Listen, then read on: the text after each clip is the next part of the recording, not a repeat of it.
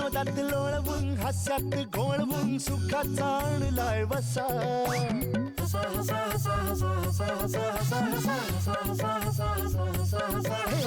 मजेच अस्वल करील गुदगुल्या पुढ्यात त्याच्या बसा गडबड लोळाल पाठीवर पडाल खुर्ची पकडून बसा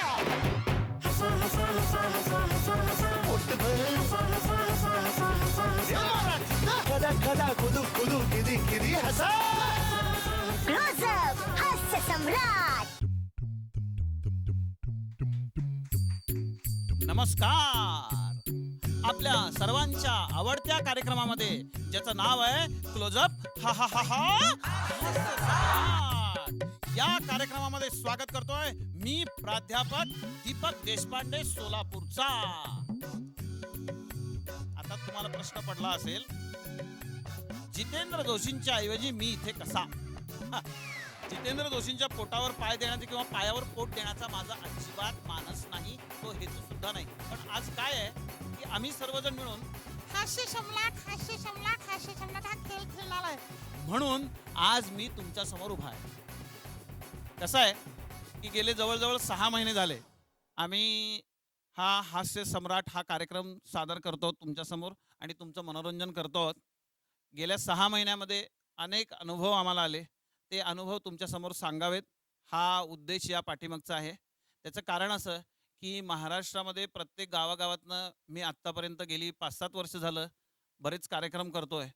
पण या कार्यक्रमाला जी सामाजिक प्रतिष्ठा मिळायला पाहिजे होती ती हास्य सम्राटमुळं मला मिळालेली आहे. याची अत्यंत हृदय अशा पद्धतीची किंवा अत्यंत चांगली अशी जाणीव माझ्या मनामध्ये आहे. कारण असं आहे की पहिल्या ऑडिशनपासून आत्तापर्यंत आम्ही जे परफॉर्मन्स करून दाखवले त्याच्यावर जी चर्चा झाली ती चर्चा आम्ही स्वतः जेव्हा परफॉर्मन्स करत होतो तेव्हा ती चर्चा होत नसे.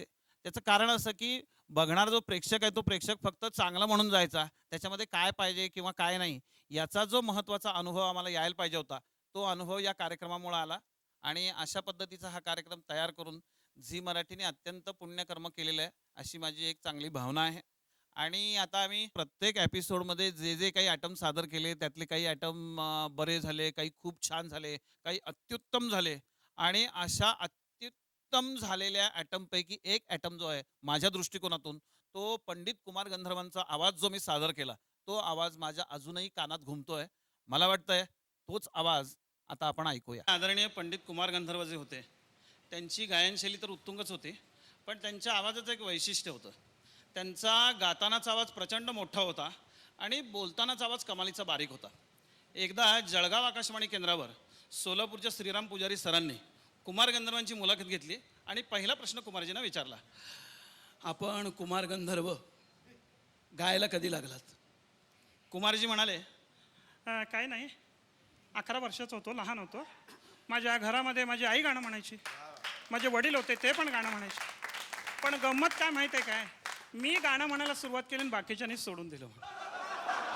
आमच्या गावामध्ये बेळगावजवळ बैलवंगाला यात्रा का जत्रा काहीतरी होती. रात्रीचे 12 वाजले होते. वडील मला तिथे घेऊन गेले. मला गा म्हणले, मी नाही म्हणलो. वडिलांनी मला मारलं. मी रडलो रडलो रडलो मंडपात झोपलो.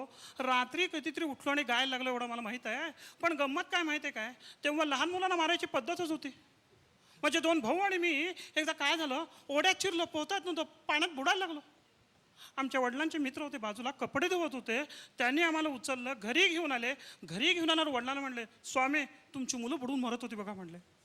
वडिलांनी मला त्या दिवशी एवढं मारलं, बुडून मेलं असतं बरं झालं असं वाटलं. हल्ली काय करतात माहिती आहे काय, गाण्यामध्ये अर्थ टाकून म्हणत नाहीत. आता हे बघा, सुनता गुरु ज्ञानी ज्ञानी ज्ञानी, हे ज्ञानी ज्ञानी जसं आहे त्या लयीमध्ये विचार केल्यानंतर मला असं लक्षात आलं की कुछ कुछ होता हे जे गाणं आहे हे गाणं मला दरवेळेला कुमार गंधर्वांच्या शैलीमध्ये ऐकू येतं. कसं ऐकू येतं ते बघा तुम्ही आता. तुम पास आए यूं मुस्कुराए, तुम पास आए यूं मुस्कुराए, तुमने न जाने क्या सपने दिखाए, अब तो मेरा दिल जागे न सोता है,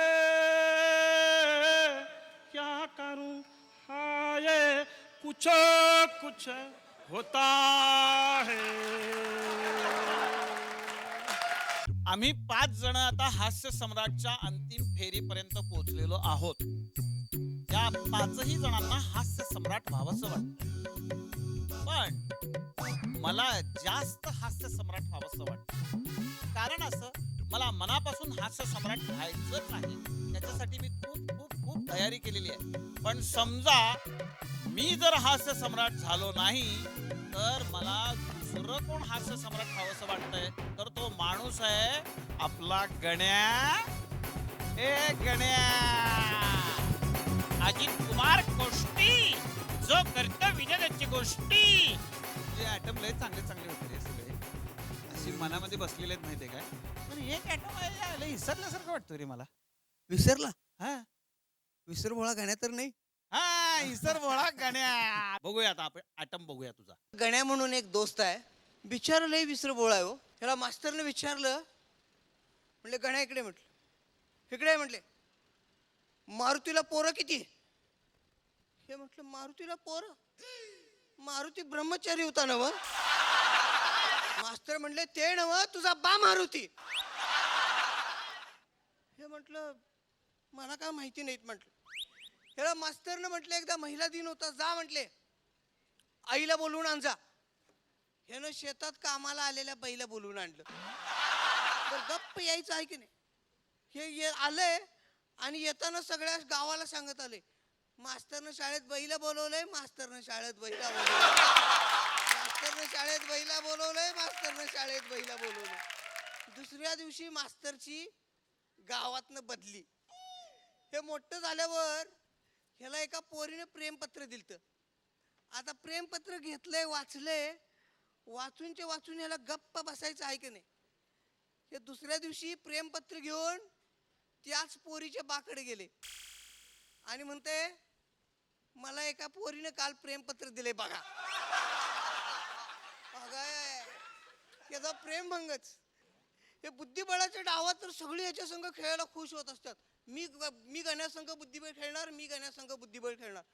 सगळी बुद्धिबळ, कारण हे खेळायला बसलं की अर्धा तास विचार करते, कुठलं सोंगटं हलवायचं, कुठलं सोंगटं हलवायचं.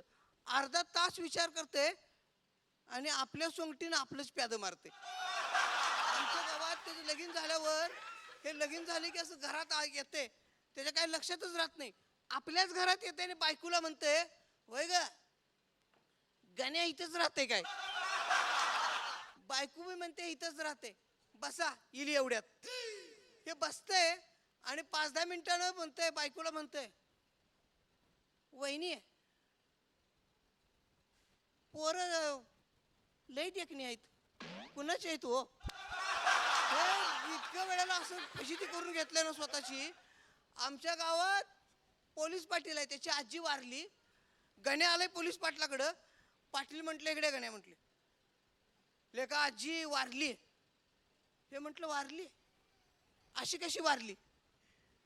पाटील म्हटले लेका काय करायचं? म्हटलं पाय घसरून पडली. गण्या म्हटलं पाय घसरला म्हातारीचा या वयात? पाटील म्हटले शहाण्या तुला सांगतो तेवढं काम कर जा. म्हटलं हे बघा म्हटले, सरपंचाला सांगायचं, खालच्या आळीला पाटील गल्ली, माळी गल्ली, हे सगळे सांगून या खालच्या वस्तीवर या. हे बरोबर सांगतो म्हणून ऐकले. पळत वाड्याच्या दरवाजापर्यंत गेले आणि तिथं उभारून मागं वळून बघते आणि म्हणते,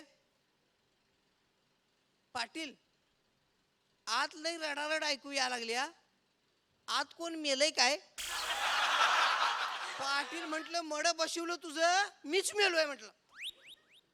हे म्हटलं तुम्ही मेलाय, मग माझं कशाला मड बसवालाय म्हटलं.